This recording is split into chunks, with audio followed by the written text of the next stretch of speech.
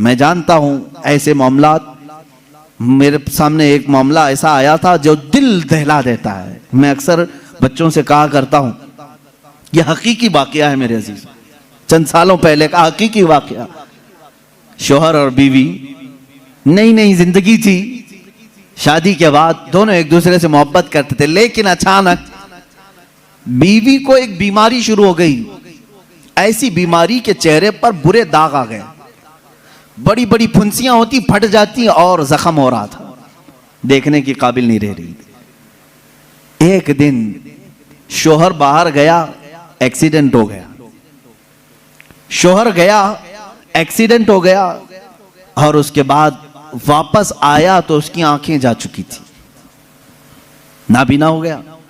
उसको घर लाया, खातून उसकी तीमारदारी करती रही, इयादत करती रही। सही हो गया, लेकिन पकड़ करके चलाना पड़ता था।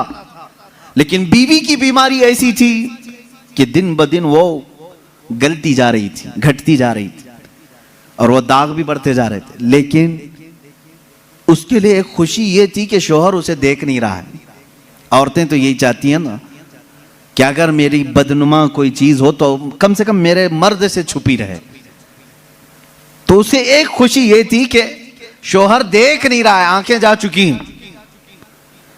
इसी हालत में उसकी तकरीबन 2 साल या 3 साल गुजर गए।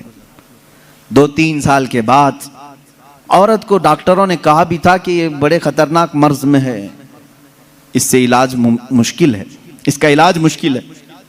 3 साल या करीब करीब इतने सालों में औरत की वफात हो गई, औरत इंतकाल कर गई, और लोगों ने जनाजा उठाया, दफन किया। मर्द जो था बड़ा गमगीन कि हाथ पकड़कर रोजाना उठाती थी, चलाती थी, फिराती थी, खिलाती थी, सब कुछ। जब जनाजा चला गया, लोग आए तो देखा कि मर्द खुद से अपने घर में अंदर जा रहा है, बर्तन ला रहा है, गिलास ला रहा है, खुद से सारे काम कर रहा है, कोई पकड़ने वाला नहीं, सब चीजें। मोहल्ले वालों ने पकड़ करके कहा, तुझे सब दिख रहा है? उसने कहा, मैं कभी अंधा हुआ ही नहीं था, मैं कभी अंधा हुआ ही नहीं था। 3 साल से तो सिर्फ मैंने अंधा होने का एक बहाना तलाश कर लिया था, सिर्फ इसलिए कि मेरी बीवी ये सोच रही थी कि मेरे चेहरे पर बदनुमा दाग है, मेरा शौहर मुझे कहीं छोड़ ना दे। मैंने उसकी फीलिंग को बरकरार रखने के लिए अंधे होने का नाटक किया था, और वो इस दुनिया से खुशी खुशी गई है। बस मुझे इतना एहसास है, दुनिया में वो मर्द भी है जिन्होंने अपनी औरत का दिल रखने के लिए 3 साल तक नाबीना होने का एक ढोंग किया, सिर्फ इसलिए कि उसका दिल ना टूटे। बाज बीमारियां ऐसी होती हैं, उनसे तुम सरफे नजर कर लो, कतई नजर करो। और अगर तुमने सिर्फ खूबसूरती देख करके शादी की तो तुमने किसी नफ्स या किसी जान से नहीं निकाह किया, तुम तो सिर्फ और सिर्फ हुस्न से शादी की। यह हुस्न 4 दिन 5 दिन के बाद खत्म होगा, तुम्हारे तबीयत की और बहलाने की चीजें खत्म हो जाएंगी, तो फिर नाचाकी ना इत्तेफाकी बढ़ जाएगी। मोहब्बत जिस्म से नहीं, रूह से होती है। मोहब्बत उसके चेहरे के सपाट होने से नहीं, उसके अखलाक व किरदार से होती है। बहुत सारी औरतें वो हैं जिनकी आदत से तुम मोहब्बत करो, उनके अखलाक से मोहब्बत करो, उनके किरदार से मोहब्बत करो, फिर देखना उनका कालापन कभी तुम्हें एहसास भी नहीं दिलाएगा, कभी उनका भौंडापन भी तुम्हें एहसास नहीं दिलाएगा, अगर अखलाक की खूबसूरती उसके अंदर हो। यह मर्दों के लिए जरूरी है मेरे अजीजों। अल्लाह के नबी सल्लल्लाहु तआला अलैहि वसल्लम ने जो हुस्न सलूक अपनी खानगी जिंदगी में अपनी अज़वाज मुतहरात के साथ किया, मैं चैलेंज के साथ कहता हूं पूरी दुनिया में उसकी मिसाल कोई नहीं पेश कर सकता, कोई नहीं ला सकता। रसूल पाक सल्लल्लाहु तआला अलैहि वसल्लम ने अपनी हर ज़ौजा के साथ जो हुस्न सलूक फरमाया, यहां तक कि अल्लाह ताला ने आयतें नाजिल फरमाई कुरान में अज़वाज मुतहरात के आदब के लिए। वइज़ा सअलतुमुहुन्ना मताअन फस्अलूहुन्ना मिन वराइ हिजाब, ऐ लोगों जब कभी तुम रसूल की बीवियों से कोई चीज मांगने जाओगे, पर्दे के पीछे खड़े रहना। हुजूर की औरतों के बिल्कुल मुकाबिल आना जायज नहीं, जबकि वो पूरी उम्मत की माएं हैं। कुरान कहता है वो तुम्हारी उम्महातुकुम, वो तुम्हारी माएं हैं। अल्लाह तबारक व तआला ने मोमिनीन की माएं उन्हें बनाया है। अजीज़ान गिराम वक़ार, रसूल करीम सल्लल्लाहु ताला अलैहि वसल्लम की ये अज़दवाजी ज़िंदगी थी। शादी किस तरह से करें, किसके साथ करें, एक अलग टॉपिक, लेकिन मैं आपको ये ज़रूर बताऊंगा। हुज़ूर अकरम सल्लल्लाहु ताला अलैहि वसल्लम ने फरमाया, या माशर शबाब मन इस्तताअ मिनकुमुल बाअ फल्यतज़व्वज फ़इन्नहु अग़द्दु लिलबसरि व अहसनु लिलफ़रज। ऐ नौजवानों, तुम में से जिसकी इस्तिताअत है चाहिए कि वो निकाह कर ले, इसलिए कि निकाह तुम्हारी आंखों को बचाता है, तुम्हारे शर्मगाह की हिफाजत करता है। और ये दो चीजें ऐसी हैं जो बड़ी डेंजर है, आंखें बहकती हैं और शर्मगाह जिना करती है। यही दो चीजें हैं जो इंसान को तबाही व बर्बादी में ले जाती हैं। इसका सॉल्यूशन निकाह है। और हुजूर अकरम सल्लल्लाहु अलैहि वसल्लम ने फरमाया, निकाह को इतना आसान बना दो कि जिना करना मुश्किल हो जाए। लेकिन आज उल्टा नहीं है, उल्टा नहीं है। जिना बहुत आसान हो गया लोगों को। वो थोड़े पैसे खर्चा करके किसी भी औरत के साथ मुआज़ल्लाह रब्बिल आलमीन मुंह काला कर लेते हैं। लेकिन निकाह करने के लिए कितनी बंदिशें लगा रखी। आसान करो इसे जितना हो सके। हर आदमी अपने अपने स्टेटस और स्टैंडर्ड के मुताबिक निकाह कर सकता है।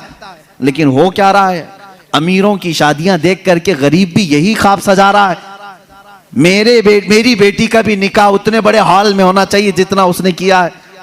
चाहे तुम्हारी हैसियत पैसों की कुछ भी ना हो, दिखावा चाहते हो लोगों को। शादियां बड़ी बड़ी करना अक्सर लोगों का सिर्फ और सिर्फ इसलिए होता है कि लोग देख करके कहें, वाह क्या शादी किया। सिर्फ इतनी तारीफ सुनने के लिए तुम इतने पैसे खर्चा करने चाह रहे हो। अजीज़ान गिरामी वक़ार, जिंदगियां देखो लोगों की, जिन्होंने मस्जिद में निकाह किया उनके भी बच्चे हो रहे हैं, घर चल रहा है। जिन्होंने बहुत बड़े 5 स्टार होटल में निकाह किया उनकी भी जिंदगी चल रही, बच्चे हो रहे। ऐसा नहीं कि 5 स्टार होटल में शादी करने के बाद सोने चांदी के बच्चे पैदा हो रहे हो और गरीब घर में शादी करने वाले को सिर्फ अंडे आ रहे हो। ऐसा तो नहीं, सबकी नस्ल चल रही है।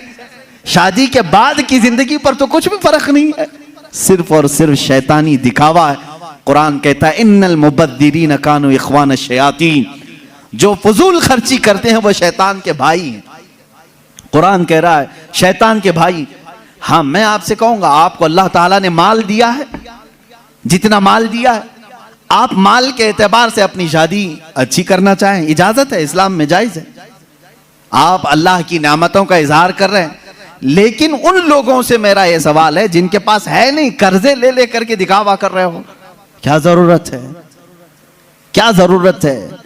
अगर लोग तुम्हें कहते हैं कि अरे बहुत छोटी शादी किया, तो लोगों को कहने दो, इसलिए कि शादी उनके लिए नहीं किया, तुम्हारे दामाद के लिए, बेटी के लिए किया है।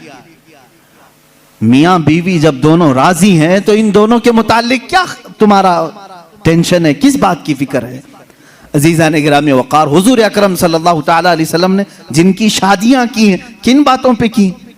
एक नौजवान साहबी आए, कहा निकाह की ख्वाहिश है, लेकिन कौन निकाह करके देगा मुझे।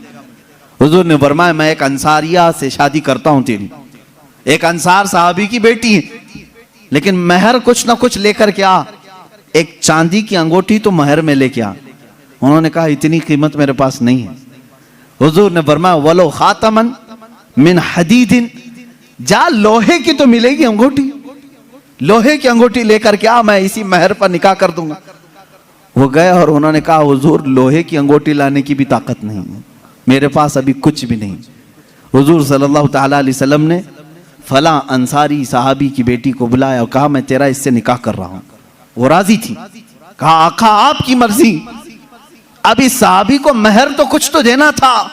हुजूर ने पूछा, हल माका मिन सूरल कुरान, क्या तुझे कुरान की कुछ सूरे याद है। उस साहबी ने कहा, कज़ा व कज़ा या रसूल अल्लाह, हाँ आका ये सूरतें याद हैं मुझे।